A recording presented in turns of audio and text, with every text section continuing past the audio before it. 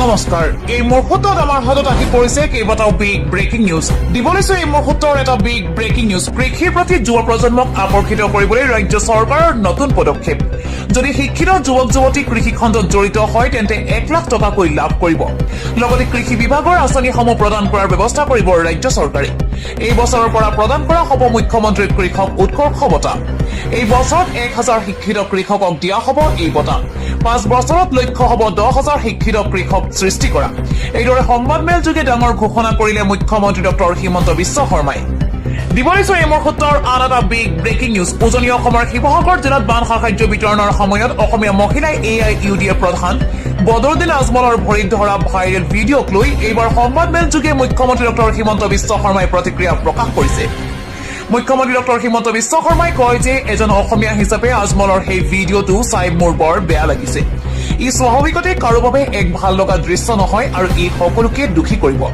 তেওঁ লগতে উল্লেখ কৰে যে সেই সময়ত আসলতে কি পৰিস্থিতি হৈছিল বা কি পৰিৱেশত এনেকুৱা হ'ল হেয়া মই সঠিকভাৱে নাজানো নিজৰ অভিজ্ঞতা বৰ্ণনা কৰি মুখ্যমন্ত্ৰীয়ে কয় ৰাজহুৱা জীৱনত ৰাজনৈতিক নেতাসকলে বহু পৰিস্থিতিৰ সন্মুখীন হ'বলগীয়া হয় কেতিয়াবা মোৰ কাষলৈকো বহু বয়োজ্যেষ্ঠ লোক আহে আৰু হঠাতে ভৰিত ধৰি দিয়ে মই বহু চেষ্টা কৰিও তেওঁলোকক উঠাব নোৱাৰো মোৰো এনে কোনো ভিডিঅ' ভাইৰেল হ'লে মানুহে কিবা কিবি ক'ব বদৰুদ্দিন আজমলৰ ভাইৰেল ভিডিঅ'ক লৈ বিজেপিৰ ভিতৰত মতানৈক্য দেখা পোৱা গৈছে এই বিষয়টোক লৈ চৰকাৰ আৰু বিজেপি দলৰ ভিতৰ চৰাতে মিশ্ৰিত প্ৰতিক্ৰিয়া দেখা গৈছে এফালে মন্ত্ৰী পীযুষ হাজৰিকা আৰু জয়ন্ত মল্ল বৰুৱাই ইয়াক অসমীয়া স্বাভিমানৰ ওপৰত আঘাত বুলি তীব্ৰ সমালোচনা কৰিছে আনহাতে মন্ত্ৰী বিশ্বজিৎ দৈমাৰীয়ে এই ঘটনাক লৈ বৰ বেছি চৰ্চা কৰিব নালাগে বুলি কৈ এক প্ৰকাৰ নৰম স্থিতি গ্ৰহণ কৰিছে দিবলৈছো এই মুহূৰ্তৰ আন এটা বিগ ব্ৰেকিং নিউজ বান সাহায্যৰ বাবে অখিল গগৈয়ে সংগ্ৰহ কৰা ধনৰ হিচাপ বিচৰা আটাচুৰ সভাপতি মিলন বুঢ়াগোহাঁইৰ হিচাপ বিচাৰিছে এতিয়া ৰাইজে সামাজিক মাধ্যমত সংগঠনটোৰ নেতাগৰাকীক লৈ নানান প্ৰশ্ন উত্থাপন হয় বিভিন্ন সময়ত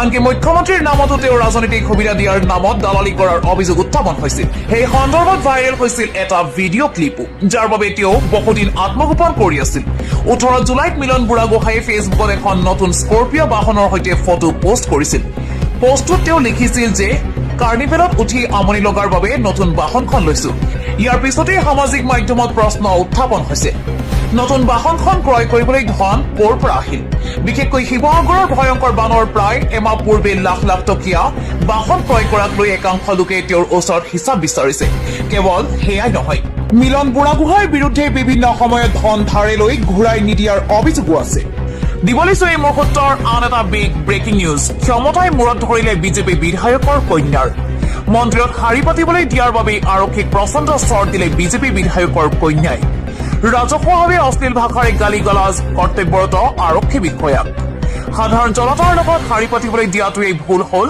আৰক্ষী বিষয়াৰ কৰ্ণাটকৰ বিজেপি বিধায়ক বি সুৰেশৰ কন্যাৰ এই ভয়ংকৰ কাণ্ড কৰ্তব্যৰত SIক চৰ সোধাই বাতৰি শিৰোনামত ঐশ্বৰ্য তাৰ পিছতে বিজেপি বিধায়কৰ কন্যাৰ বিৰুদ্ধে জামিনবিহীন গোচৰ ৰুজু কৰিলে আৰক্ষীয়ে কৰ্ণাটকৰ উক্কাৰা মন্দিৰত সংঘটিত হৈছে এই ঘটনা দিবলৈছো এই মুহূৰ্তৰ এটা বিগ ব্ৰেকিং নিউজ মুখ্যমন্ত্ৰী ডক্টৰ হিমন্ত বিশ্ব শৰ্মাক হত্যাৰ ষড়যন্ত্ৰকাৰ কাৰ পৰা চলিছে মুখ্যমন্ত্ৰীগৰাকীক হত্যাৰ ষড়যন্ত্ৰ মুখ্যমন্ত্ৰী হিমন্ত বিশ্ব শৰ্মাক হত্যাৰ ভাবুকিৰ আঁৰত ভাৰত বিৰোধী শক্তি আছে বুলি উল্লেখ কৰা হৈছে এনে শক্তিক পুলিয়ে পোখাই উভালি পেলোৱা হ'ব ইছলামিক এজেণ্ডা যে চলা একাংশই চেষ্টা অব্যাহত ৰাখিছে মুখ্যমন্ত্ৰী ডক্টৰ হিমন্ত বিশ্ব শৰ্মাক হত্যা কৰাৰ ভয়ংকৰ ষড়যন্ত্ৰ ভাৰতক ইছলামিক দেশ কৰাৰ বাবে লাগি আছে একাংশই আমি এতিয়া বহুত শক্তিশালী পাকিস্তানত গৈ মাৰি আহিব পাৰো এইদৰে মুখ্যমন্ত্ৰী ডক্টৰ হিমন্ত বিশ্ব শৰ্মাক হত্যাৰ ভাবুকিক লৈ বিধায়ক দীপ্তু ৰঞ্জন শৰ্মাই বিস্ফোৰক মন্তব্য কৰিছে দিবলৈছে এই মুহূৰ্তৰ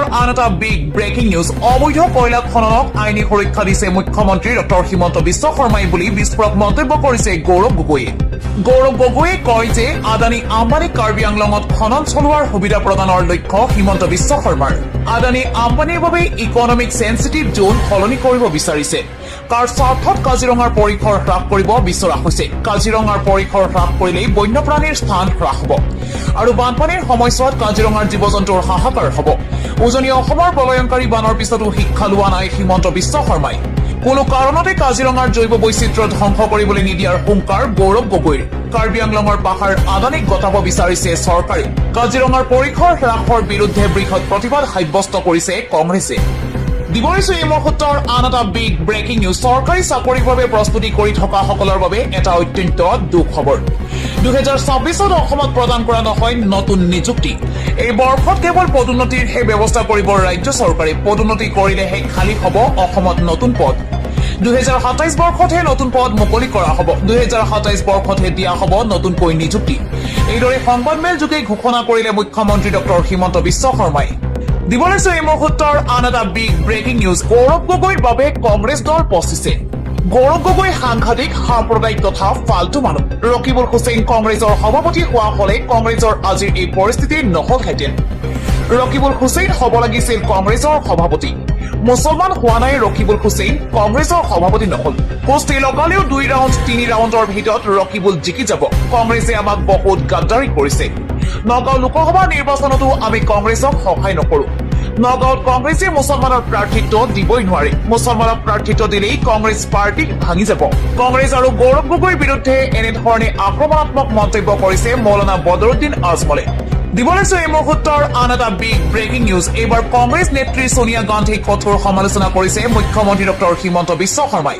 ছোনিয়া গান্ধী ৰাহুল গান্ধীয়ে দেশ বিৰোধীৰ মিছন লৈছে। জেন জিৰ নামত আন্দোলন কৰিবলৈ উৎসাহ দিয়ে ৰাহুল গান্ধী আৰু ছোনিয়া গান্ধীয়ে বুলি মন্তব্য কৰিছে মুখ্যমন্ত্ৰী ডক্টৰ হিমন্ত বিশ্ব শৰ্মাই। দেশৰ পৰিস্থিতি বেয়া কৰিবলৈ সংকল্প লৈ আছে এই দুগৰাকীয়ে। ভাৰতত ভুলতে কংগ্ৰেছ আহিলে কি অৱস্থা হ'ব বুজাই দিলে ছোনিয়া গান্ধীয়ে। বন্দে মাতৰমত ছোনিয়া গান্ধীৰ আচৰণক লৈ তীব্ৰ সমালোচনা মুখ্যমন্ত্ৰী ডক্টৰ হিমন্ত বিশ্ব শৰ্মাৰ। এইসকলে সদায় দেশ বিৰোধী কাৰ্যকলাপ কৰি আছে। সদায় ধৰ্ণা আন্দোলন অৰাজকতাৰ পক্ষত থিয় হয় ছোনিয়া গান্ধী আৰু ৰাহুল গান্ধী বুলিও মন্তব্য কৰিছে মুখ্যমন্ত্ৰী ডক্টৰ হিমন্ত বিশ্ব শৰ্মাই। দিব লৈছো এই মুহূৰ্তৰ আন এটা big breaking news. Shyam Kanu আৰু সিদ্ধাৰ্থক কোনে দিছে আইনী আৰ্থিক সহায়? এই বিস্ফোৰক প্ৰশ্ন উত্থাপন কৰিছে জুবিন গাৰ্গৰ ভগ্নী পামী বৰঠাকুৰে। কালি উচ্চতম ন্যায়ালয়ে কিংবদন্তী শিল্পী জুবিন গাৰ্গৰ মৃত্যুৰ সৈতে জড়িত হত্যাৰ গোচৰত শ্যাম কানু মহন্তক জামিন দিবলৈ অস্বীকাৰ কৰাৰ পাছতেই শিল্পীগৰাকীৰ ভগ্নী পামী বৰঠাকুৰে অভিযুক্তসকলৰ আইনী আৰু আৰ্থিক সহায়ৰ বিষয়ক লৈ প্ৰশ্ন উত্থাপন কৰিছে। শুনানিৰ পূৰ্বে ছচিয়েল মিডিয়াত এটা পোষ্ট কৰি পামী বৰঠাকুৰে প্ৰশ্ন কৰে যে শ্যাম কানু মহন্ত আৰু সিদ্ধাৰ্থ শৰ্মাৰ বেংক একাউণ্টসমূহ বন্ধ বা জব্দ কৰা বুলি কোৱা হোৱাৰ পাছতো তেওঁলোকে কেনেকৈ উচ্চতম ন্যায়ালয়ত আইনী প্ৰক্ৰিয়া আগবঢ়াব পাৰিছে। তেওঁ লিখে যে গুৰুতৰ অভিযোগৰ সন্মুখীন হোৱা শ্যাম কানু মহন্ত আৰু সিদ্ধাৰ্থ শৰ্মাই বেংক একাউণ্টসমূহ বন্ধ হৈ থকাৰ পাছতো উচ্চতম ন্যায়ালয়ত উপস্থিত হৈ শুনানিত অংশ লৈছে। এই ক্ষেত্ৰত তেওঁলোকক কোনে আইনী আৰু আৰ্থিক সহায় আগবঢ়াইছে আৰু তেওঁলোকৰ পৃষ্ঠপোষকতাত কোন শক্তি আছে সেই লৈও তেওঁ প্ৰশ্ন কৰে। একেটা পোষ্টতে পামী বৰঠাকুৰে ন্যায়িক ব্যৱস্থাৰ ওপৰত আস্থা প্ৰকাশ কৰি জুবিন গাৰ্গৰ বাবে ন্যায় বিচাৰি প্ৰাৰ্থনা কৰাৰ কথাও উল্লেখ কৰে। তেওঁ কয় যে জুবিনদাৰ ন্যায়ৰ বাবে তেওঁ অদৃশ্য শক্তিৰ ওপৰত বিশ্বাস ৰাখিছে আৰু ন্যায় ব্যৱস্থাৰ ওপৰত তেওঁৰ সম্পূৰ্ণ আস্থা আছে। আজিৰ দিনটো এই গোচৰৰ বাবে গুৰুত্বপূৰ্ণ বুলিও তেওঁ উল্লেখ কৰে।